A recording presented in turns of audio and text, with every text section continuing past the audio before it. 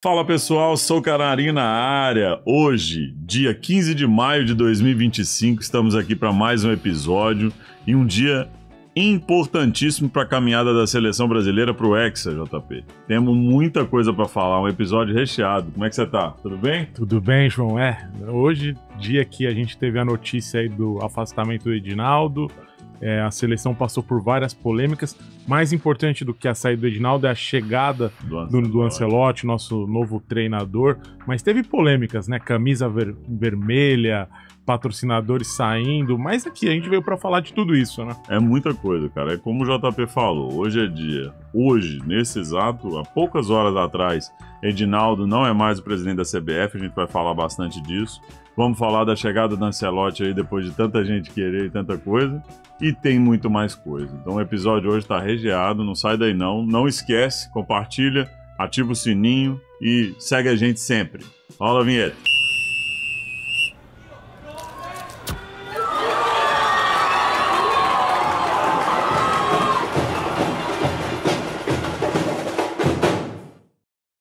Estamos de volta, começando o episódio com muita coisa, como a gente falou, JP, mas animado demais de falar, porque tudo que é chance de renovar, assim, a gente acho que era o momento mesmo de renovar a questão da presidência. Vamos ver o que vem por aí. Falar um pouco técnico estrangeiro, depois de décadas, né? Bastidor de política, a camisa polêmica. Então, assim, acho que tem um dia muito importante e a gente tem que falar, assim, a primeira coisa, né? Que é a crise na CBF, afastamento do Edinaldo Rodrigues. Então eu vou ler aqui só na íntegra um pedacinho da notícia, JP, e aí a gente continua. Até para quem está nos ouvindo aí, esse aqui vai ficar perene, esse conteúdo também. Edinaldo Rodrigues foi afastado da presidência da CBF pela Justiça do Rio de Janeiro nesta quinta-feira, 15 de maio. O desembargador Gabriel de Oliveira Zéfiro declarou nulo o acordo que sustentava a permanência de Edinaldo no cargo, devido à suspeita de falsificação da assinatura do ex-presidente da CBF, Coronel Nunes, e à sua incapacidade mental para firmar tal acordo. Ou seja, não é a primeira vez que ele tá recebendo isso, né, JP? Mas acho que agora é legal.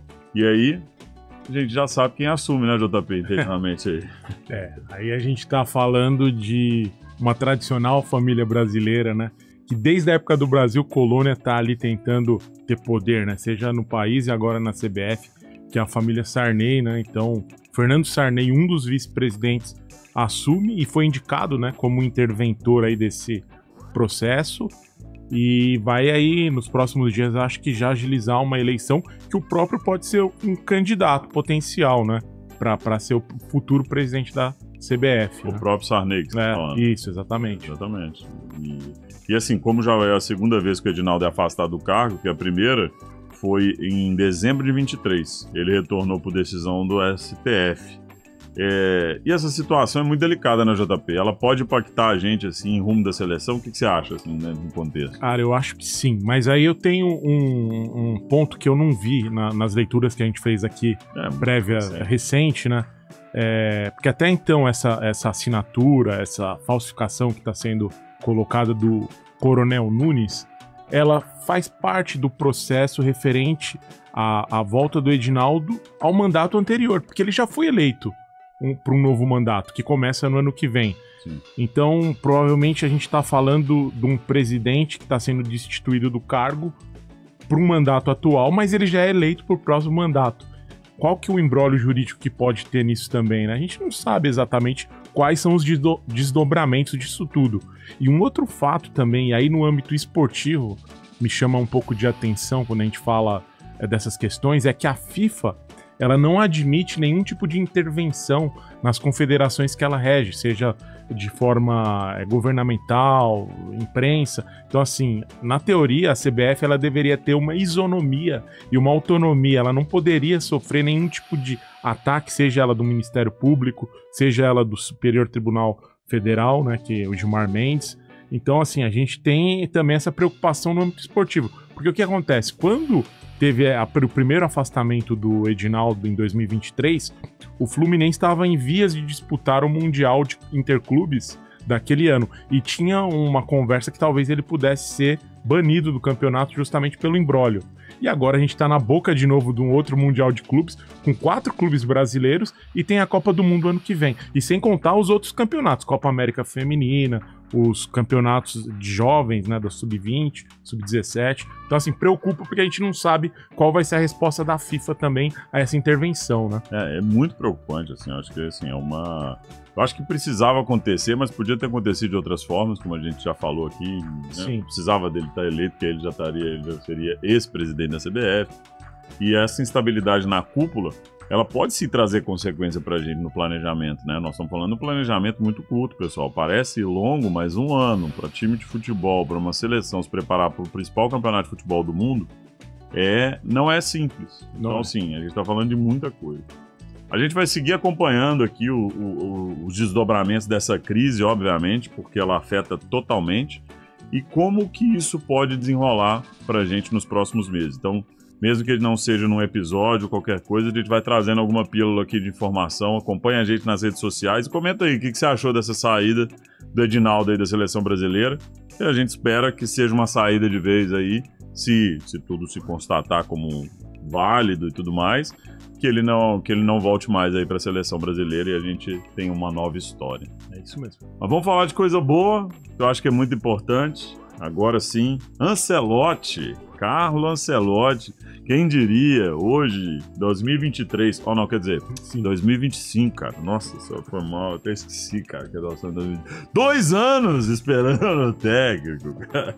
2... Pegadinha, João? Pegadinha, cara, nossa, não tinha como eu não fazer essa piada, JP, sério, cara. Eu até achei que era um erro de gravação. Não. Pior que não foi não, cara, foi uma piada mesmo. Vou te falar, cara, assim, eu acho que essa é uma novela das maiores, assim, né? Mas Carlo Ancelotti chega, seja muito bem-vindo, Ancelotti, que Deus abençoe muito essa jornada sua aqui na Seleção Brasileira, que seja uma jornada rica e que sejam 14 meses, vai, né? 14 meses? 14 meses de muitas vitórias aí, de trazer o caneco pra dentro de casa. Eu vou te falar uma coisa, muitas vitórias acho que não, porque tem poucos jogos, né? Não, soma 8 da Copa, né? Mais 8 antes. A gente tem 4 de eliminatórias, mais 4 amistosos esse ano e 4 ano que vem. Então, são 12 mais 8, 20 jogos. Tá bom. Bom, né? Se ele tiver uma curacidade aí de 100%... O Dorival, tipo, com uns 15, né? Putz, cara, eu nem me lembro. Vamos lá, Dorival, história aí também. Dorival também já tá empregado, graças a Deus também, já tá aí seguindo a sua história.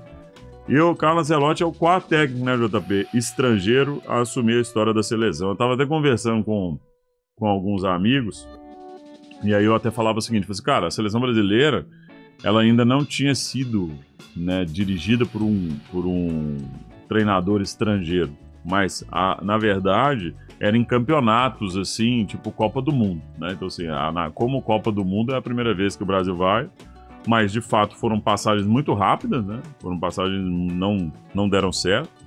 E inclusive tivemos um argentino na história aqui, né? Teve também. Então, isso é muito louco, né, JP? É, o que você achou aí, JP? Vamos lá. Se a gente for considerar o período mais profissional do futebol, é o primeiro, né?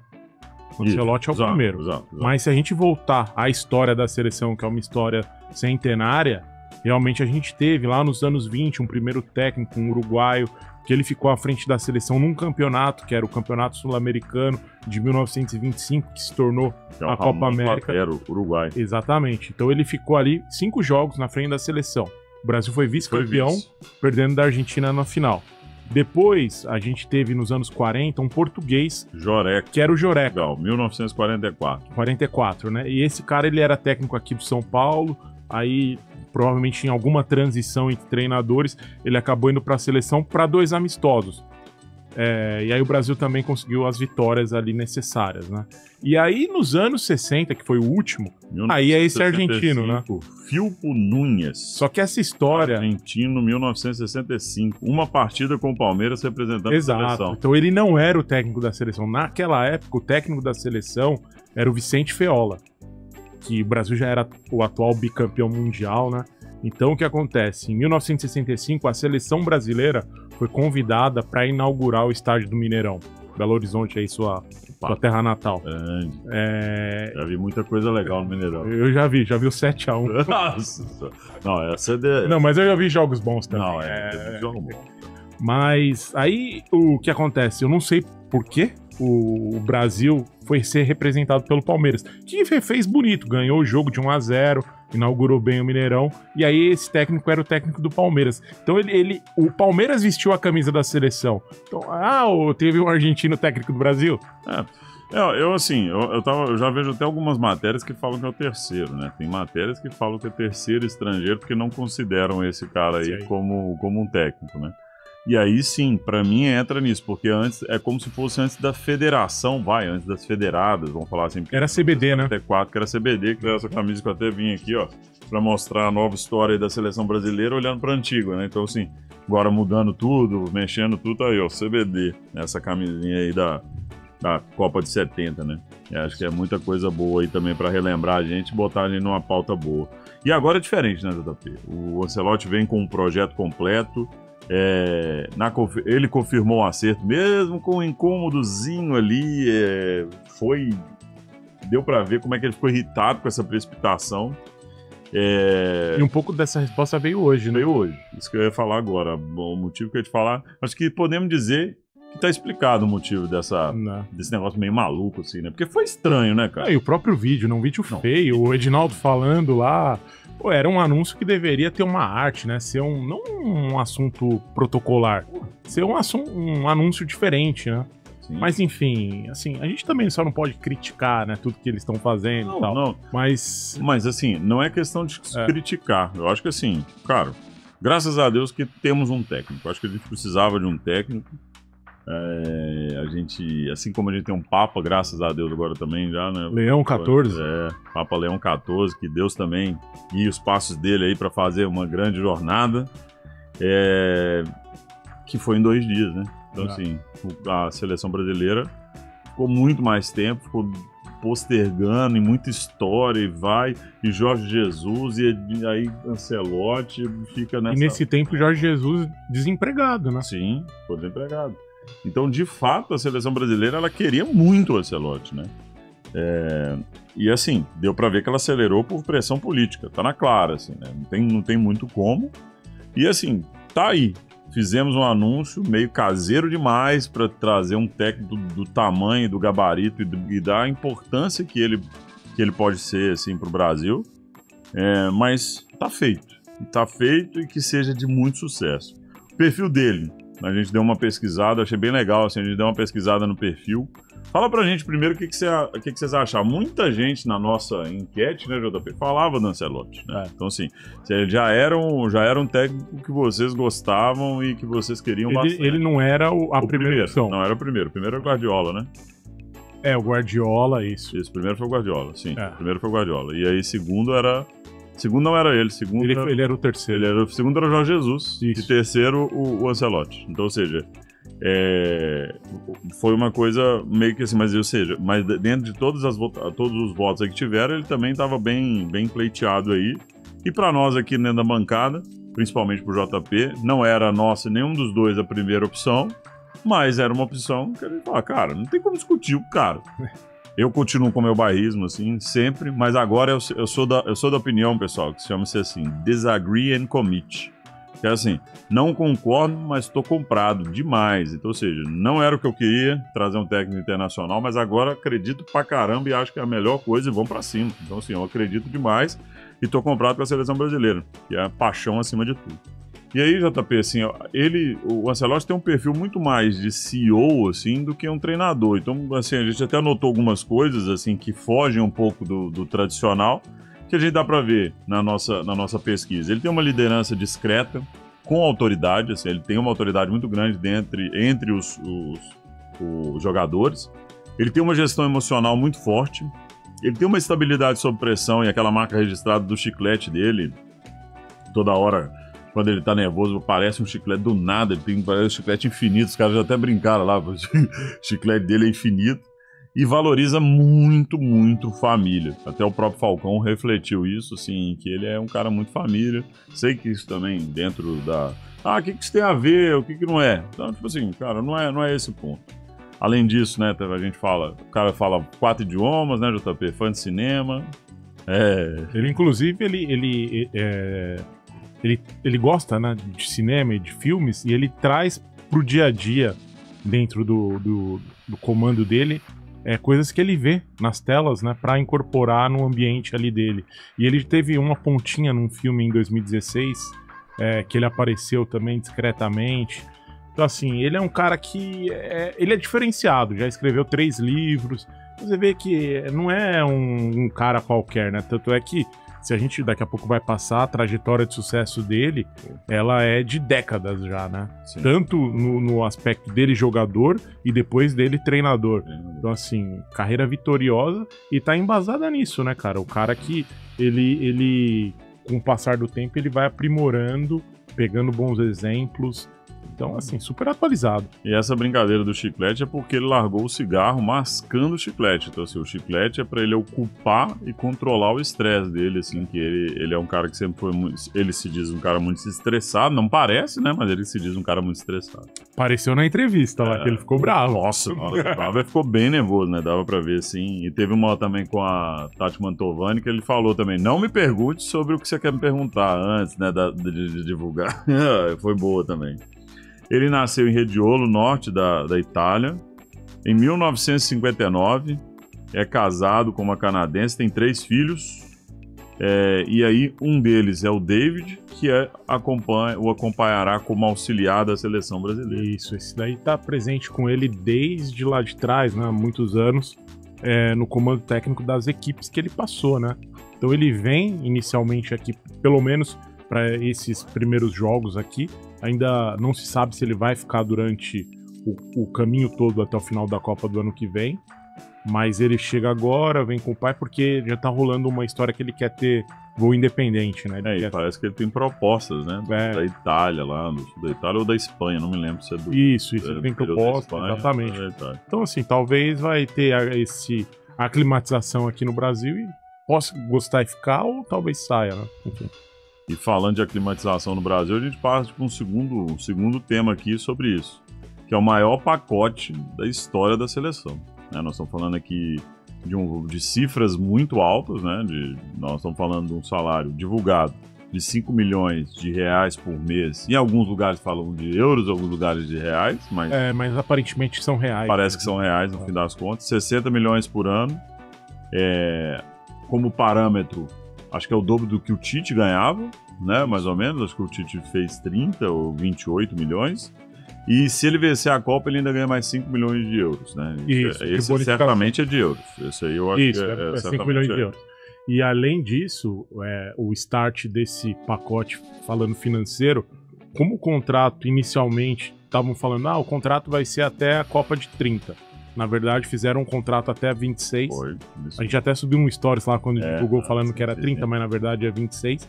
Porém, se o Brasil chegar na semifinal, automaticamente o contrato é renovado para a Copa de 30 também. Então, semifinal garante Copa de 30 e um up de 20% no salário. Caso o Ancelotti não queira continuar, ele tá livre de multa, ele não precisa pagar a multa. Então, assim, tem esse gatilho automático aí. Assim, se você parar pra pensar, é um baita no contrato, né? O cara numa idade dele, 1959. 65 anos. 65 anos de idade. Você chega depois de ganhar, nós vamos falar aqui de tudo que ele ganhou, né? Mas você pensa, se esse cara... A única coisa que ele não tem é uma Copa do Mundo. Não. Né? Se o cara ganha uma Copa do Mundo e como técnico, deixa ele grava aí como talvez o maior treinador da história, provavelmente, né? Assim, acho que pra ele, ganhando uma bufa de dinheiro, assim... Cara, comparando aí pelo valor que você falou, a gente até vendo notícias que saiu aí do Estadão essa semana, o CEO do Itaú, que é o maior salário de CEO do Brasil, ele ganha 68 milhões. E aí o Ancelotti vai ficar com 60, 62, então bem perto, né? E aí você vê, né? Pô, o cara é CEO de um banco gigantesco e que trabalha todos os dias e, cara, agora o Ancelotti vai trabalhar numa pressão, mas, cara, E ainda vai ter uma casa de luxo no Leblon, na Barra, ele decide, ele pode escolher, né, gente? O Leblon ou Barra. Carro blindado, isso aí, vai ficar no Rio, não tem nem que discutir. Seguro de vida, equipe de segurança, Plano Internacional de Saúde. Tinha que ter plano, né? Com esse salário, tem como. Tem que pagar o plano de saúde. Daqui a pouco vai aparecer igual o ticket de refeição. Os procuradores aqui de São Paulo que tem o auxílio iPhone. Auxílio iPhone. 22 mil reais por mês. E jato exclusivo para ir à Europa. Quando quiser, né? Quando quiser. Na verdade, são 22 mil reais por ano. Eu falei por mês, não. Do auxílio iPhone para... sim. Por fora, né? Dos procuradores. Aí, assim, o Dessan falou que ele se torna, na matéria que a gente também pesquisou, e de novo, gente, é muita coisa nova, muita coisa nesses dias, então assim, tem muita coisa mudando e aparecendo, mas se tornou o mais bem pago, né? Como treinador, né? Porque aí você... Seleções. Isso, você tinha o Thomas Tuchel, da Inglaterra, que tá pegando ali 3 milhões, mais ou menos, e o Pochettino, né, que é um argentino técnico dos Estados Unidos, com 2,8. Então ele tem quase 2 milhões a mais do que o segundo lugar. Falando de seleção, os caras falam, pô, mas por que o treinador de seleção ganha menos que um treinador de clube? É diferente a carga horária também, né? O período. Sim, é a carga de jogos também, né? Você tem uma quantidade de jogos bem diferente. E aí agora falando assim um pouco, até para continuidade, né? Carreira e conquistas que ele teve. Ele é o nosso 10º treinador desde o Penta. Vamos relembrar quem passou por aqui? Parreira primeiro. Dunga. 2 vezes, né? Aí Dunga, depois o Dunga, Mano. Aí Felipão. Aí volta o Dunga. De novo. Aí vem o Tite. Aí começa Ramon, Diniz e Dorival. E agora o Ancelotti. Isso, e agora o Ancelotti. E aí a história dele, JP, que pra te dar o gancho. 1.380 jogos na carreira. Qual que é o aproveitamento dele? Você lembra? Lembro, é 67% mais ou menos, né? Cara, um baita aproveitamento, né? Exatamente. Né? E aí... Imagina, 1.380 jogos? Sim, você tá com quase, a gente tá falando de mais de 2/3 de vitória, né? Mano, você tá louco. E você pega, por exemplo, que a gente vai passar os times que ele dirigiu, né? Então, assim, você vê que ele não começa em times de alto escalão, ele começa por baixo. Sim. E vai progredindo, né? Exato, passou por Reggiana, Parma, Juventus, Milan, Chelsea, PSG, Bayern, Napoli, Everton e Real Madrid. Eu acho que assim, passou por muita coisa legal, né? Sim. E agora falando dos títulos, né? Fizemos toda essa introdução para trazer para ele assim, o que é o principal dele, né, galera? Que chance que é o resultado, né? Aqui. Pô, o cara com esse tanto de vitória, ele tinha que ter isso aqui mesmo. 5 Champions, 2 como jogador e 3 como técnico. Sensacional. 4 Mundiais de Clubes, 5 Supercopas da UEFA. Campeonatos nacionais, ele é o cara que ganhou. Por isso que a gente fala que, por isso que eu comentei que, pra mim, se ele for campeão do mundo, ele é o maior da história. Porque ele já ganhou o campeonato italiano, o inglês, o francês, o alemão e o espanhol. Todas as ligas que ele disputou, ele ganhou, foi campeão nacional. E são as principais ligas de futebol do mundo. Sim. Então, acho que não tem nem que discutir. Não. Copas nacionais, FA Cup, Copa do Rei, Copa da Itália, já ganhou todas. Supercopa de todos os lugares possíveis também. Ou seja, em todos esses países aqui que ele passou, ele ganhou algum tipo de Supercopa, algum tipo disso. Um outro dado importante. Vários jogadores ganharam bola de ouro quando ele era treinador. Sim, ele nos principais clubes, quando ganha Champions, normalmente o bola de ouro sai dali, né? Então, em 2004 saiu o Shevchenko, Milan, aí em 2007 Milan de novo foi o Kaká, aí depois em 14 com o Cristiano Ronaldo pelo Real Madrid e 22 também pelo Real, o Benzema. Então assim, são grandes nomes, né? Acho que craques, nenhum aqui acho que é questionável, né? O Shevchenko, pô, mas em 2004 o cara tava fazendo gol de pensamento. E na época ele concorria com o Ronaldo, eram caras foi Zidane. Esse foi bem, eu lembro dessa bola de ouro que ela foi muito concorrida, né? Sim. Ela foi muito concorrida. Ronaldinho Gaúcho, cara, 2004. Era Ronaldinho Gaúcho, acho que a final, acho que ficou Shevchenko, Ronaldinho e Ronaldo. Acho que foi assim a sequência, se eu não me engano, assim. Ou foi Rivaldo, eu não me lembro mais, assim. Eu sei que foi uma sequência de jogadores brasileiros aí, animais, assim, porque era uma... E era bonito, agora me deu até uma nostalgia. Essa época, assistir futebol era... demais, né? Nossa senhora, você via cada monstro e era incrível, né? Eu lembro que esses dias o pessoal tava compartilhando alguns assuntos dessa mesma época. A bola de ouro de 2005, cara, você vê o nome dos 25 caras, são 25 craques, do 1 ao 25. Quem ganhou foi o Ronaldinho Gaúcho, né? Ronaldinho Gaúcho, você vai ver, né? Lampard, Gerrard, não sei. Cara, você fala. Drogba, eu acho também. Mas é só cara surreal. Van Nistelrooy deve ser nessa época aí também do Tchevchenko. Então, já tava o Cristiano Ronaldo também. Assim, cara, era um outro naipe de jogadores mundialmente. Tem muito jogador legal hoje? Tem, mas é diferente. Mas na época a gente não tinha noção, né? Que tava assim. Não tinha noção que o futuro, como é que era e o que ia vir. Acho que a gente tem muita coisa aqui pra falar e assim, e poderia ter sido mais um jogador, né, na história aqui do Ancelotti, né, que é o Vini Júnior ano passado, né, que eu acho que merecia muito, todos nós aqui achamos. Acabou levando o The Best, não levou bola de ouro. Não levou bola de ouro. E a relação, agora vamos falar um pouquinho aqui de um outro tópico que a gente separou, da relação com o Brasil e a seleção. Tá? Ele nunca enfrentou nem como jogador, nem como técnico, né, contra a seleção brasileira. Ele teve um contato num amistoso. Certo? Foi a despedida dele, né? Foi o último jogo da carreira, um amistoso que o Milan fez lá no San Siro. Perdeu ou ganhou? Ele perdeu o jogo de 1-0 pro Brasil, né? Um gol de Careca. Mas ele fez um bom jogo, teve uma bola na trave. Enfim, ele era um baita jogador. Um baita jogador. E aí a gente tá falando do final de carreira dele como jogador. Mas falando como ele tá vindo para a seleção brasileira, é legal também a gente falar um pouquinho da trajetória dele na seleção local dele, que é a Itália. E ele não ganhou Copa do Mundo.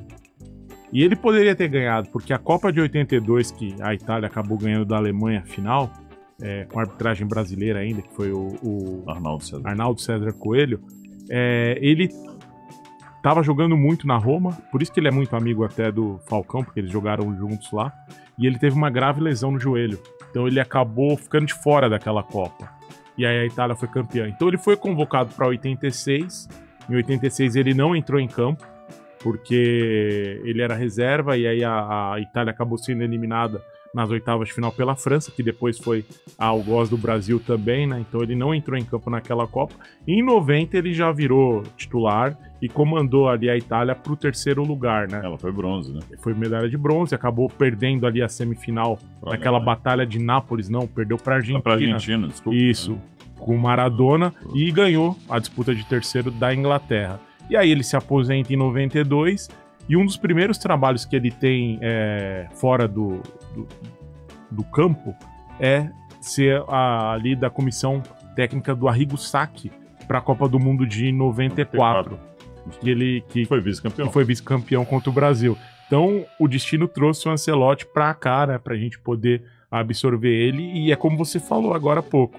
Ele não tem esse título, e ele tendo esse título, ele pode se tornar aí, com certeza, um daqueles técnicos mais vitoriosos da história. Eu acho que de vitória, assim, ele vai ser o maior da história. Não tem que falar assim, em termos de diversificação de vitória. Porque quando a gente fala, por exemplo, de treinador de seleção, e se você traduz a carreira do técnico de seleção para um clube, que é uma carreira mais longeva, que ele disputa mais títulos para ter números e, enfim, e troféus, Felipão é multivencedor, né? Ganhou muito título com o Palmeiras, ganhou títulos pelo Grêmio, em outros clubes que ele passou também na China e tal.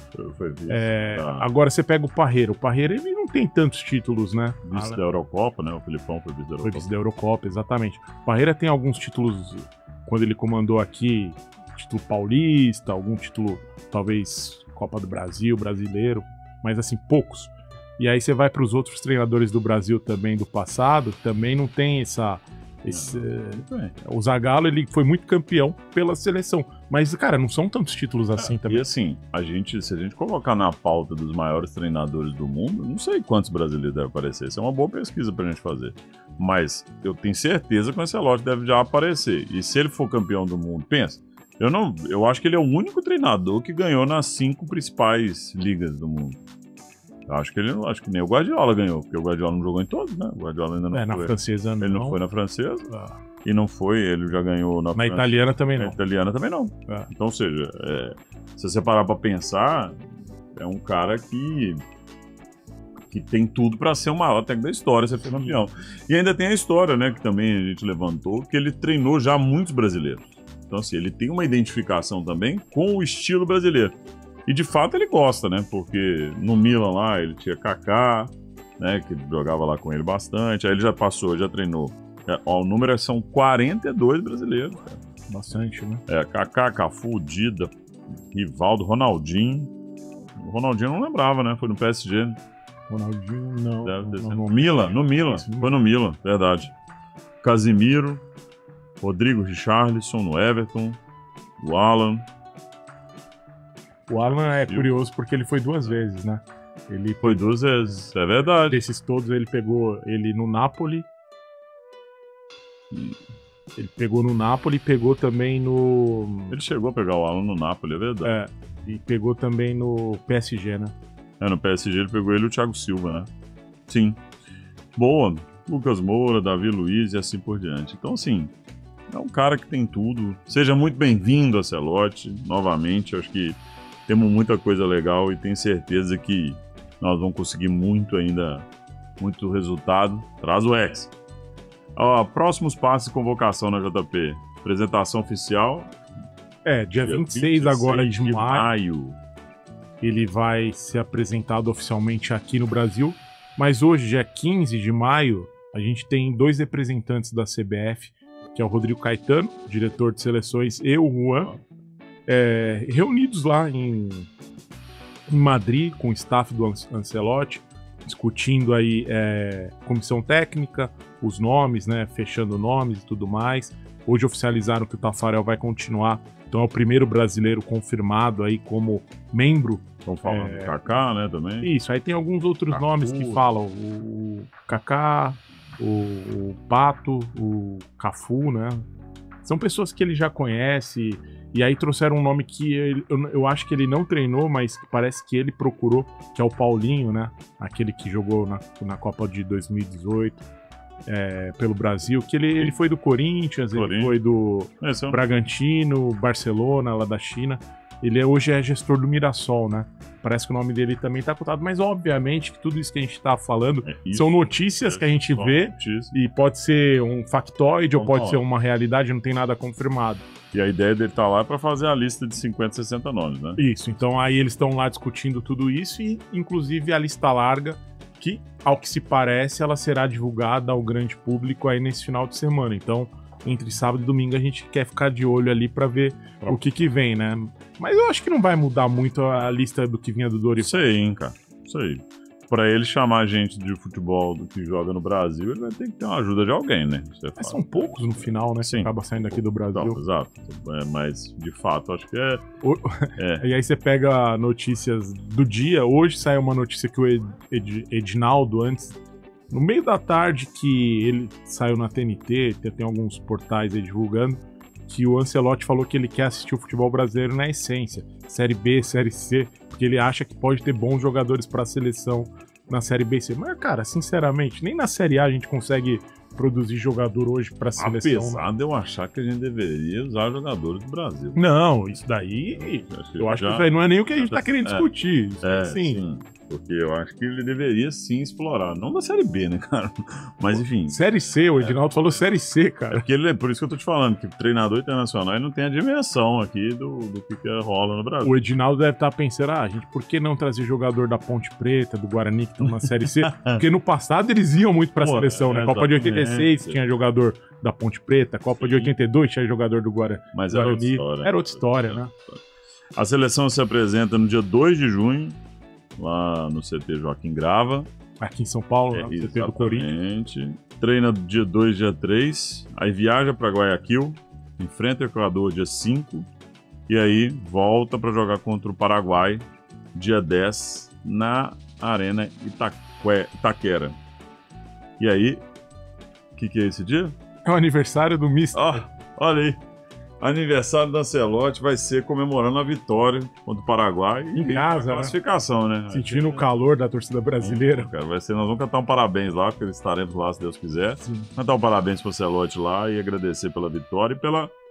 Talvez ali já consiga chancelar a ida pra Copa do Mundo, que já seria ótimo, né? Que aí joga a última rodada mais tranquilo. Então, tomara que seja assim, que a gente chegue nesse jogo aí já confirmando essa aí. Mas, cara, você vê que interessante que foi arquitetado aí pelo Edinaldo e tal, ele conseguiu pôr esse jogo aqui em São Paulo, porque lá atrás estava se discutindo a possibilidade de região norte, né, Amazonas, ou então de novo ali em Brasília, por conta do acesso ao Equador, trouxe aqui para São Paulo, fez uma logística aí, CT do Corinthians, que é ali na Zona Leste, estádio na Zona Leste, seleção concentrada no hotel ali em Guarulhos, então fica ali uma base próxima, e ali você tem um aeroporto, vai para Guayaquil, volta, então toda uma logística facilitada, porém, historicamente, a torcida paulista é uma torcida muito exigente. Ela é. Assim como a carioca também, né? A mineira, acho que são os 3 lugares mais pesados para o Brasil jogar, né? E ele colocou o jogo aqui, então assim, vamos ver como é que vai ser, porque eu não me assustaria se o Brasil for pro Equador e empatar ou perder, cara. Porque assim, vamos falar, o Ancelotti ele chegou como técnico, mas nesse momento, usando palavras do próprio mágico, Falcão, né? ele é selecionador, ele tá selecionando jogadores e vai jogar, porque ele vai ter 1, 2 treinos, ou nem isso, vai conversar com os caras, e ele vai fazer, talvez, João, aquilo que eu e você já, em episódios anteriores, conversou, de trazer jogadores que se conhecem, jogadores que jogam juntos, porque, cara... Eu acho que assim, o básico, né? Pra mim isso é o básico, e eu acho que é o básico bem feito, cara. Assim, falando dos pontos que o Falcão falou, assim, comentou, e eu acho que a gente vale frisar, porque é um cara que conhece, né? Menciona ter uma amizade. Inclusive, eu achei que era até um cara que talvez pudesse estar na. Mas posição, eu acho que né? o Falcão tá em outro momento. Assim, pelo que eu tô vendo ele no programa do Galvão lá, eu acho que ele tá num outro momento, de saúde, talvez. Mas, vai ser mais selecionador do que treinador, que você comentou. Gosta de laterais que marcam e só apoiam quando possível. Ele tem esse perfil. Então aí você olha pro Arana, não é o perfil. Tanto que comentaram até do Caio Henrique, né? Um jogador que eu nem conheço tanto. É o do Mônaco. É o do Mônaco, exatamente. Comentário dele. Falaram, teve alguém comentou também sobre o Éder Militão, que ele gosta do Éder Militão jogando de lateral direito. Zagueiro de ofício. Que foi formado como lateral aqui no São Paulo. Formado como lateral. E, então é isso aí. Ele sabe que o cara vai, mas que o cara vai jogar no campo. Vai jogar pra cá, né? Então sim. Marcação começa nos atacantes e ele gosta do time compactado no 4-4-2, ele não inventa muito, então isso é verdade mesmo. Só que você vê que ele sempre tem um jogador que aproxima dos dois, né? Por exemplo, você olha pro Real Madrid, ele tem o Vini e o Rodrigo e o Bellingham sempre próximo aqui. E aí tem o Mbappé ali fixo, né? Fixo assim, né? Não é um falso 9. E atrás do Bellingham vem o Valverde. Valverde também. Então, ou seja, ele gosta disso assim pra caramba. Então eu acho que assim, se eu fosse contar pra seleção brasileira, eu acho que o Casemiro volta. E aí ele iria ali no segundo volante, ele vai gostar do Gerson, cara. Eu acho que o Gerson... Eu acho que é o que vai dar liga, vai acabar sendo isso daí. Eu acho que vai ser um baita cara ali pra ele entrar jogando e fazendo. Porque o Bruno Guimarães vai ser um cara que ele conhece por causa do Newcastle lá e tudo mais, mas eu acho que na hora que ele vê o Gerson jogando, ele vai falar, pô, esse cara aqui faz o que eu gosto que acontece. E eu acho que aí sim, e aí nós temos que pensar, se o Neymar tiver, vai ser esse cara aí que é o Bellingham ali, que vai chegando pra frente e fazendo esse processo. Tem vestiário, é humilde e sabe cobrar sem romper. E aí já teve um monte de movimentação entre nossos jogadores, né? Já foi falado que ele já ligou pro Casemiro, que tá finalista da Liga Europa, final da Liga Europa semana que vem, dia 21, né? E vem jogando bem, né? Também. Dia 21 ou 21? Isso mesmo. E tá jogando bem. E deixou claro que ele deve ser o líder dessa geração. E assim, pra mim, eu sempre repito isso aqui, você também. Seleção pra mim, gente, é momento. É quem tá melhor. Antes o Casemiro tava pífio jogando na seleção brasileira. Qual foi o jogo que a gente tava? Colômbia. Que ele entregou o jogo aqui, que não tava correndo atrás. Foi a última vez que ele jogou, que foi a rodada lá de 2023. 2023, né? Nossa, era 2023 ainda, passa rápido, hein? E assim, ele tava horroroso, cara. Não tinha como ele ir mais pra seleção. Pra você ter uma noção, ainda era o Diniz. E depois disso entrou o Dorival não chamou ele nenhuma vez. Mas até porque ele tava muito mal. Ele tava recuperando. Um pouco fora de forma. Eu acho que ele recuperou esse ano, viu, JP? Sim, pra mim, eu não sei, eu não acompanhei tanto assim antes. E aí, JP, o que você acha também disso, né? Ele buscou informações com o Antony, Caio Henrique e o Alexandre. Esse Alexandre não é o Alexandre Flamengo, né? Não, esse Alexandre eu acabei vendo também, depois que eu vi essa notícia, esse nome, fui atrás. Ele é um zagueiro do Lille. Então ele foi formado aqui no Flamengo, no mesmo time que tem o Vini Júnior em 2017, e o goleiro hoje do Corinthians, o Hugo Souza, né, que é da base do Flamengo. Só que aí ele meio que ficou no ostracismo, ele foi para Portugal, acabou indo para a terceira divisão, não deu muito certo, e aí ele conseguiu se recuperar e hoje é titular em um dos melhores zagueiros ali da Liga 1. Então, assim, provavelmente, por indicação, a gente entende que não é mais um esquema ali de empresário, né, que traz um nome para ir para a seleção para poder, mas parece que partiu do próprio Ancelotti aí esse nome. Então vamos ver, parece ser um zagueiro, a gente tem bons zagueiros aí, mas acho que é uma opção, então vamos ficar no radar, que provavelmente na lista larga ele já vai indicar esse nome, né? Deve estar lá, assim, eu acho. E aí, obviamente, nós temos o maior nome da seleção brasileira, que a gente já falou isso aqui no último episódio, tem que entender se ele quer jogar bola, se ele quer fazer parte disso, mas... Posso adivinhar de quem você tá falando? Pode. Tenta. Duvido que você vai acertar. Duvido. Garrincha? Ah, Garrincha, cara. É isso mesmo, JP. Os caras esqueceram o Garrincha esses dias. Nossa. Você viu? A CBF publicou todos os melhores jogadores do Brasil, camisa C, deixaram o maior, 7. Pelo amor de Deus, assim, aquilo é assustador. Isso é justa causa pro Edinaldo. Justa causa. Esse é o estagiário lá que eles brincaram, né? Nossa senhora. Mas eu brincando, você tá falando Neymar. É óbvio, ó, Neymar, assim. E parece que eles já ligaram, diz que a conversa foi leve, né? Falaram que foi até um face-to-face, né? Foi um vídeo chamada, né? Isso aí é um negócio interessante, né? Eu achei isso bom. Mas o Neymar nunca foi treinado por ele, né? Ou foi no PSG? Não, acho que não. Não. Neymar não. Neymar não tá com o nome aqui de... Não foi não. Neymar, quando ele foi, ele já tinha saído já. E ele deixou claro, assim, mas nesse ponto ele é bem direto, né? Ele, por exemplo, ele deixou o Rodrigo fora falando, cara, o Rodrigo não tá bem e não vai jogar. Tipo assim, ele não faz um cara jogar meia boca.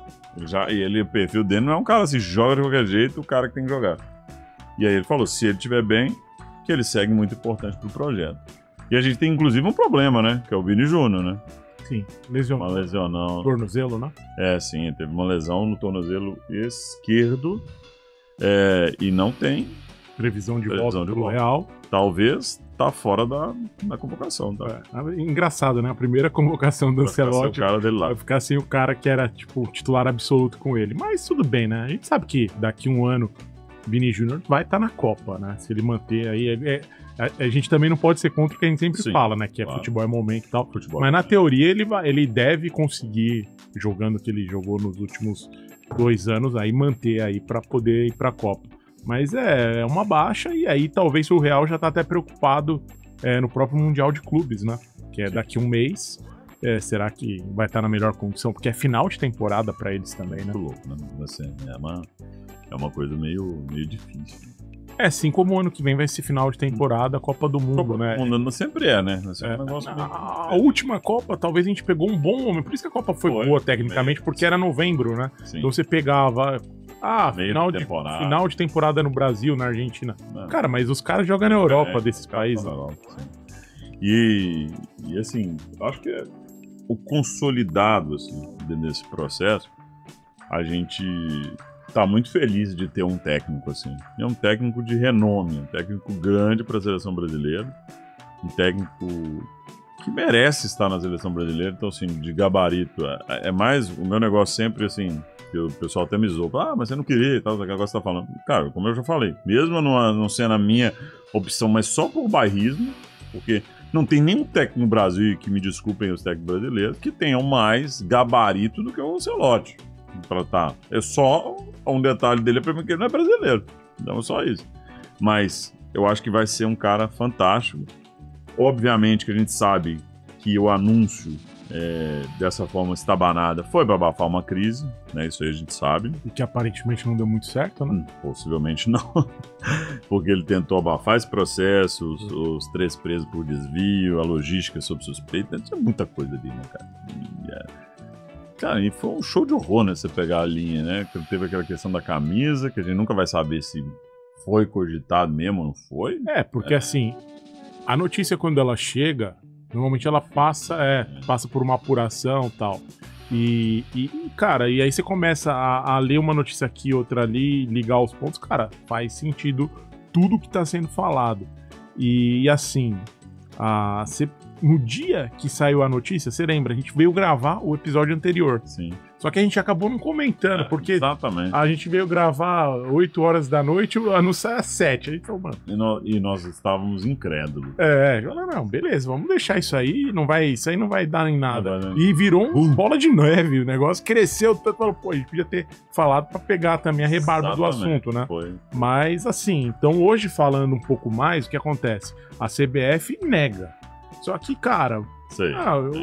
João, você tem um filho ali. A gente que tá ali no mundo corporativo, às vezes você lança alguma coisa pra colher uma percepção, pra ver. E aí, pegando um pouquinho da história da camisa amarela na última Copa, que foi ano de eleição, ano que vem é eleição novamente. Então, cara, tudo pode fazer sentido. Sim. Aí, tomara que eles tirem essa ideia. Tomara que não venha com isso. A gente fala, pô, o Brasil é verde, amarelo, azul e branco, beleza? Cara, você quer fazer alguma coisa diferente? Essa blusa que eu tô usando é uma coleção meio que atual.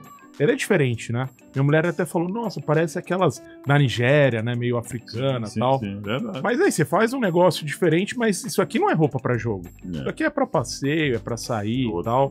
É outro esquema. Se quiser, eu até falo, JP, se quiser fazer um jogo comemorativo, igual fez, ou um jogo emblemático, como fez com a Preta, né? Aquele negócio, por conta de tudo que tava acontecendo. Bom, acho que é super aceitável se você fazer uma negócio desse.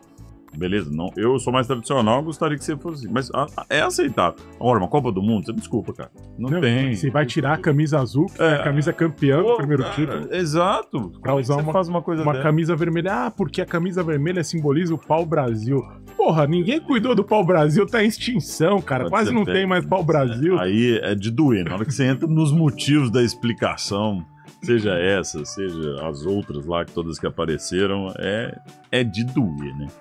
Aí teve isso, teve os patrocinadores. Então, assim, é tudo crise, tudo crise, cara. Mas você tá animado com a seleção brasileira? Fala pra gente aí, o que você tem mais de expectativa com a seleção brasileira? Porque agora eu vou trazer uma outra informação, que é o seguinte. Mesmo com essa crise, mesmo com tudo, quem que domina o futebol mundial, doutor? Eu tô olhando aqui pra sua camisa, eu tô com a minha blusa, é o Brasil, né? Pô, e por quê, né, JP? Vamos lá.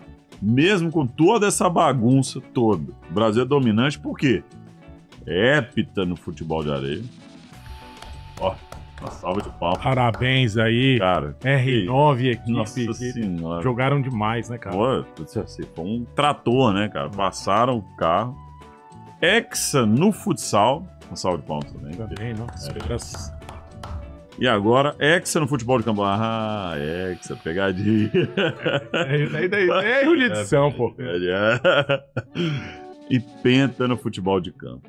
Então, assim, cara, desculpa, galera. Quando eu falo assim que é a maior equipe de futebol, de esporte do planeta, assim, pra mim eu repito, cara, cara. Não tem que falar. É a camisa mais respeitada. Tem que respeitar, bicho, a seleção brasileira. Por isso que a gente não pode ficar vivendo o que a gente tá vivendo, bicho. É surreal que a gente tá surreal. E você pode até, se quiser alongar ainda mais as conquistas, colocar aí sub-20, sub-17, que o Brasil também domina. Aí a gente nem para aqui. E a gente já tem 2 medalhas de ouro também no torneio olímpico. Assim, a seleção brasileira, e quando a gente fala de futebol, que vai do futebol de campo, areia, quadra e tudo mais, cara, é dominante. A gente colocou um stories aí há um tempo atrás, que a gente colocava no começo do campeonato, que a gente colocou uns stories, né, e para movimentar, pra galera acompanhar também o futebol de areia, a diferença do Brasil pro segundo lugar, quando a gente empilha, né, os títulos 7, mais 6, mais 5, cara, você vai pegar a Alemanha, a Itália, eles têm os 4 do campo e não tem mais nada. Mano. A Argentina, acho que ela passa a ser a segunda, porque ela tem 3, aí ela tem 1 ou 2 de salão, e é 5, a diferença do Brasil é quase 20 para 5. É surreal, assim, a gente é muito dominante, a gente não pode esquecer disso, né? Sim. E é por isso que a gente precisa retomar, e é por isso que o jogador da seleção brasileira precisa lembrar disso. Precisa de olhar pra essa camisa aqui e falar o seguinte, cara, eu preciso honrar essa camisa. Isso aqui, cara, tem muito sangue, tem muito envolvimento aqui, tem muito amor, cara. Sim. A seleção brasileira é muita paixão. Olha só, cara, o quanto a gente é dominante, como é que a gente deixa perder isso? Não dá, cara. Não dá. Bora. Cara, e assim, a gente que é torcedor, que vive futebol, que acompanha o nosso time, acompanha o futebol europeu, acompanha a seleção, a gente tá falando aqui nesse episódio de um cara multivencedor que é o Ancelotti, que tá há décadas no futebol e que conheceu e treinou e que jogou junto com vários craques do mundo. E o futebol é isso, ele é dinâmico. Você só deixa a sua marca se você ganhar, cara. Se você conquistar, seja ali com os jogadores, o prêmio coletivo, um título, ou você individualmente ser o melhor. Se você ser secundário, cara, daqui 10 anos, você não vai ser lembrado. Esquecido, né? Isso não te desmerece também. Não. Mas eu só tô te dizendo que dentro de um lugar que tem várias lendas, você só foi mais um. Então o cara que tá ali, como você falou, a gente falou aqui outro dia, pô, os caras querem férias, não querem estar na seleção, querem curtir. Cara, isso é piada, velho. Aquilo é uma piada de muito mau gosto, assim, é revoltante. Eu espero, sim, de verdade, cara, que o Ancelotti, mesmo não sendo brasileiro, mude essa mentalidade. Mude essa mentalidade, porque a gente precisa. E a gente ainda nem falou da seleção feminina, né? Que aí tem agora, se a gente parar pra pensar, a Copa do Mundo vai ser no Brasil. Daqui 2 anos já, contagem regressiva. Que teve um uniforme agora também maravilhoso anunciado em JP. Camisa foi essa semana ou foi na semana passada? Foi essa semana, porque teve a convocação. Foi na terça-feira. Mensagem, né? Convocação, terça-feira, que o Arthur Elias fez da seleção feminina para os 2 amistosos que a gente vai ter aqui no estado de São Paulo, né? Que é contra o Japão. Então, o Neoquímica Arena e a Arena Itaquera do Corinthians, dia 30 de maio, e no dia 2 de junho, lá em Bragança Paulista, no novo estádio do Red Bull Bragantino, porque o estádio oficial deles fechou, vai reforma agora, vai virar uma arena multiuso, e eles fizeram, você vê, né, diferença, né, de um time que tem estrutura, já fez um estádio ali pra suportar o brasileiro e tal, então o Brasil vai jogar lá. Agora, você acabou de falar, a profissionalização cada vez mais mostra que o caminho é difícil, né? É difícil, sim. Não ter uma profissionalização, e eu acho que os clubes, assim, eu acho que o caminho é esse, assim, não tem muito o que falar. Sim. Então, assim, seleção feminina, camisa maravilhosa, Copa do Mundo aí na beirada. 8 sets. E a gente tá pegando o legado da Copa do Mundo, que a gente teve 12 sets aqui da masculina há 11 anos atrás, vamos usar 8 aqui. Não vamos estar em todas as regiões do Brasil igual teve na Copa Masculina, ficou de fora a região norte, mas a gente vai ter 3 estádios no Nordeste, que é Fortaleza, Recife e Bahia, então é Fonte Nova, Arena Pernambuco e Arena Castelão. Um estádio que vai ter muita evidência nessa Copa, que é a Arena Mané Garrincha, né, no Distrito Federal, vai ser palco de semifinal. 3 estádios aqui na nossa região, na região Sudeste, que é Maracanã, Mineirão e a Arena Itaquera, né, que é o Neoquímica Arena. A FIFA não usa o name right, né, então por isso que está sendo divulgado como Arena Itaquera, mas é o Neoquímica Arena. E na região sul, o representante vai ser o estádio do Internacional Beira-Rio, ficando de fora a Arena da Baixada, acho que muito por ser gramado sintético também. Eu acho que por fora, isso não vai entrar, né? Não entra. Tanto é que o Allianz Parque nunca mais teve a oportunidade de sediar o jogo da seleção. É sempre a Neoquímica e esporadicamente eles ainda usam o Morumbi, por conta da capacidade, né? Sim, é verdade. Assim, e eu acho que é um caminho. Eu ainda tenho muita dúvida da grama sintética. Acho que realmente, assim, eu gosto muito de bola, joguei bola pra caramba na minha vida. Eu falo assim que você jogar na grama sintética e jogar na grama é muito diferente. Não tem como falar que é igual, galera. Assim, desculpa, mas parece, mas não é igual, cara. É diferente. E assim, quem sempre que possível nas entrevistas fala, especialmente quando tem jogo, que agora jogou contra o Galo, o Fluminense, é o Renato Gaúcho. Ele é um cara que fala, cara, não dá pra ter, é diferente a jogabilidade. E ele tem razão, né? E falaram até, pegando esse jogo do Galo, falaram muito bem do gramado. Porque é novo, né? É um gramado novo, mas assim, esse amor aí de falar do gramado, eu duvido que vai durar muito. Mas eu acho que assim, talvez tenha uma diferença entre a Arena Galo, a Arena da Baixada e o Allianz Parque. O Allianz Parque, ele tem shows toda semana. Toda semana aquele piso, eles colocam um plástico em cima, um tablado, e a galera fica ali, eles tiram e o gramado tá ali embaixo. O Arena Galo, MRV e a Arena da Baixada não tem show toda semana. Então talvez o gramado lá vai ser melhor condição. Porque O da Arena da Baixada é bem bom. eu nunca vi reclamação da Arena da Baixada. E o próprio Newton Santos. É que agora tá tendo bastante show lá também, né? Mas também a galera não reclama A tanto. galera não reclama, mas incomoda. Assim. E eu acho que a gente pode até falar um pouco disso também, porque eu acho que depois a gente pode trazer esse tema, porque é um tema interessante, assim, pra gente falar. Porque a gente ama esse esporte, né, JP? Assim, acho que a gente ama esse esporte e a paixão é muito grande. Tudo que é bom dura pouco, JP. Hoje foi um episódio sensacional, uma delícia de fazer episódio assim, com tanta informação, trazendo aí a confirmação do Ancelotti, que traz uma felicidade muito grande pra gente. Os bastidores que a gente tem muitos problemas. Mas, cara, sempre muito bom estar aqui falando com vocês, dividindo essa bancada aqui com você, aqui no Podspace, junto aqui, DJ Robert, valeu demais aí mais uma vez pelo apoio de vocês aqui para que a gente mantenha esse projeto aqui. Então a gente está muito feliz de fazer esse episódio, foi sensacional, JP. Foi bom demais, né, João? E a gente vai entrando agora aqui numa reta, né? Reta final aí do que a gente vem construindo há 2 anos, para entrar, canalizar tudo agora para o Mundial, né? Um técnico definido, praticamente no próximo episódio a gente vai falar aqui dessa convocação que ele vai trazer, aí vão ter os jogos, a gente vai voltar e falar, discutir o resultado desses jogos, e cara, com certeza a gente vai falar, estamos na Copa de fato, e aí é um ano, vai faltar um ano, 12 meses, contagem regressiva, pra gente, enfim, eu confio muito, eu olho pra taça ali e falo, cara, bom, pra casa. Não é fácil, né, a gente sabe que é difícil, a gente tá há quantos anos, né? Vamos lá. Tentando trazer ela de volta para casa. E é isso, o projeto é esse, né? A gente quis acompanhar e quer acompanhar esse ciclo até o final, mas quando a gente começou a aventura, a gente não imaginou todo esse cenário, né, João? O que ia acontecer.